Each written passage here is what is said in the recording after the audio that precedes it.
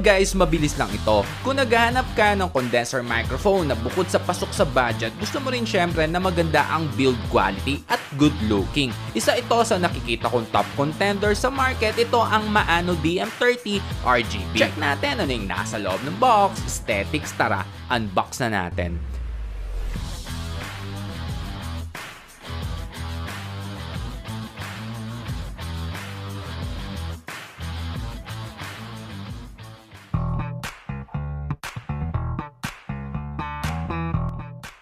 Bago sa mismong unit, check muna natin ano ang nasa loob ng maliit na box na ito. Sa loob, nandito itong user guide.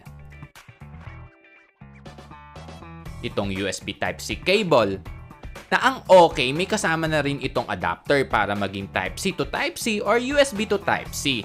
Nagustuhan ko rin dito, yung kabilang side ay L-type design. Sa haba naman ay meron itong 60 inches. Next, punta na tayo mismo dito sa unit. Number 1, build quality / aesthetics. Itong nakikita nyo mula mesh hanggang base, lahat yan ay made of metal. Kaya ramdam mong solid at halatang tatagal. Meron itong kabigatan pero tama lang naman, para nga naman di madaling matumba. Itong na-unbox natin, ito yung color na purple. Available din ito sa pink, white at black.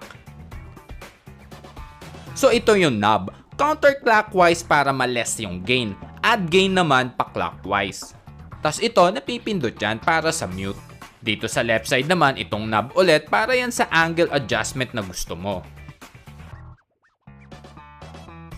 Sa ilalim naman, itong USB port, 3.5 jack at LED switch. Ito rin yung pang-select ng kulay ng LED na gusto mo lang. At kung ayaw mo naman ng LED lights, pwede mo rin naman i-off. Sa pinakailalim nitong base, nandito yung skip pad. Number 2, hardware / specs. Sa microphone core, meron itong pickup na 24-bit / 48 kHz na merong high sampling rate. Mas mataas pa sa CD quality yun guys. Meron itong off-axis noise suppression para sa maingay na background. Meron din itong real-time monitoring. Ayan, dahil yan sa built-in 3.5 jack na napaka-effective nito para mas makapag-focus ka sa voice mo lalo kung recording. Mas ma-adjust mo para sa quality gusto mo, lalo sa adjustment ng gain. Mas maririnig mo kasi yan pag naka-earphones ka. Di na tayo pinahirapan sa port dahil USB Type-C na yung nandito. Tapos meron pa yan naka-mount na adapter para hassle-free. Para kung pa-smartphone man yan or pa-computer. Number 3, functionality.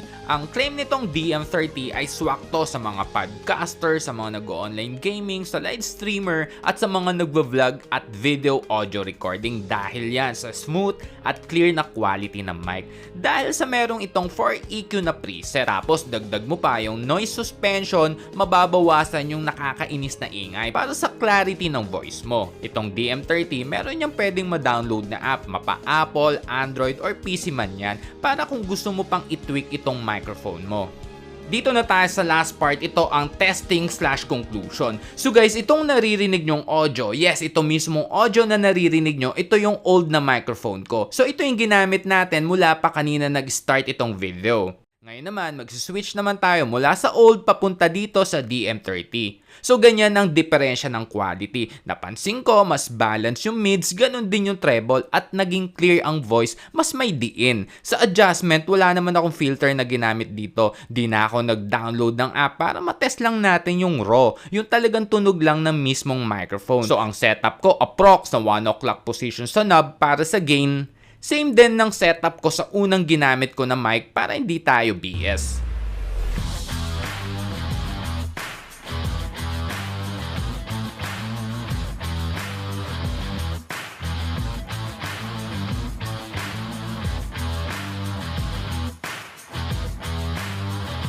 So yun lang guys, hanggang sa mga susunod na mga quick unboxing. Ako si Kuya Gizmo, peace.